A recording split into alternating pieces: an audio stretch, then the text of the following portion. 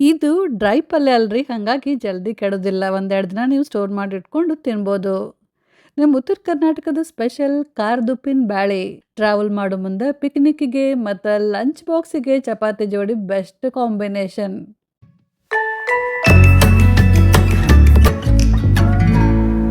ಮೊದಲ ತೊಗರಿಬೇಳೆನ ಸ್ವಚ್ಛಂಗಿ ಒಂದೆರಡು ಸಲ ತೊಳೆದ್ಬಿಟ್ಟು ಕುಕ್ಕರ್ನಾಗ 1 ಸೀಟಿ ಹೊಡೆಸ್ರಿ. ಲಕ್ಷ ಇರ್ಲಿ 1 ಸೀಟಿ ಹೊಡೆಸ್ಬೇಕು. ಖಾರ ಕಲ್ಲಾಗ ಕಲ್ಲುಪ್ಪು ಜೀರಿಗೆ ಹಾಕಿ ಸ್ವಲ್ಪ ಅರಿಬೇಕು. ಆಮೇಲೆ ಹುಣಸೆಹಣ್ಣು, ಕರಿಬೇವು, ಭಾಳಷ್ಟು ಕೊತ್ತಂಬರಿ ಮತ್ತು ಭಾಳಷ್ಟು ಬೆಳ್ಳುಳ್ಳಿ ಹಾಕಿ ಸ್ವಲ್ಪ ಇದನ್ನ ಅವಳ್ಚೋಳಾಗೋ ತನಕ ಜಜ್ಬೇಕು. ತೀರಾ ನೈಸ್ ಪೇಸ್ಟ್ ಮಾಡೋದೇನು ಬೇಡ. ಮತ್ತು ಹುಣಸೆಹಣ್ಣು ಸ್ವಲ್ಪ ಜಾಸ್ತಿನ ಹಾಕ್ರಿ, ಅಂದ್ರೆ ಪಲ್ಯ ಜಲ್ದಿ ಕೆಡೋದಿಲ್ಲ. 1 ಸೀಟಿ ಆದ್ಮೇಲೆ ಬ್ಯಾಳಗಿನ ನೀರನ್ನ ಬಸಿಬೇಕು.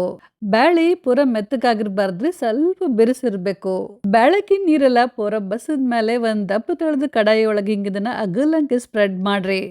ಇದ್ರ ಮೇಲೆ ಒಂದು 2-3 ಚಮಚೆ ಬ್ಯಾಡಗಿ ಖಾರ, ಸ್ವಲ್ಪ ಅರಿಶಿನ ಪುಡಿ ಮತ್ತು ಒಂದು 2 ಚಮಚೆಯಷ್ಟು ನಮ್ಮ ಉತ್ತರ ಕರ್ನಾಟಕ ಸ್ಪೆಷಲ್ ಮಸಾಲೆ ಖಾರ ಮತ್ತು ಕಲ್ಲಾಗ ಕುಟ್ಟಿದ್ದ ಮಸಾಲೆ ಇತ್ತಲ್ರಿ, ಅದನ್ನು ಹಿಂಗೆ ಅಗಲಂಗೆ ಸ್ಪ್ರೆಡ್ ಮಾಡ್ಕೊಂತ ಹಾಕಬೇಕು.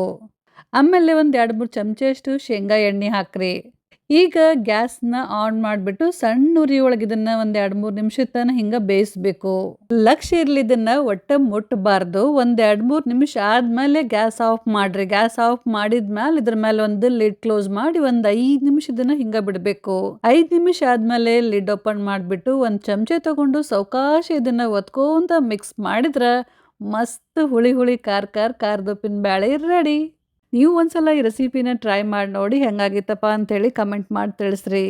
ಹಂಗೆ ವಿಡಿಯೋಕ್ಕೊಂದು ಲೈಕ್ ಕೊಡೋದನ್ನ ಮಾತ್ರ ನೆನಪು ಹಾರಕ್ಕೆ ಹೋಗ್ಬೇಡ್ರಿ. ಮತ್ತೊಂದು ವಿಡಿಯೋದಾಗ ಮುಂದೆ ಮತ್ತೆ ಸಿಗ್ತೀನಿ. ಅಲ್ಲಿ ತನಕ take care. Bye bye. Thank you.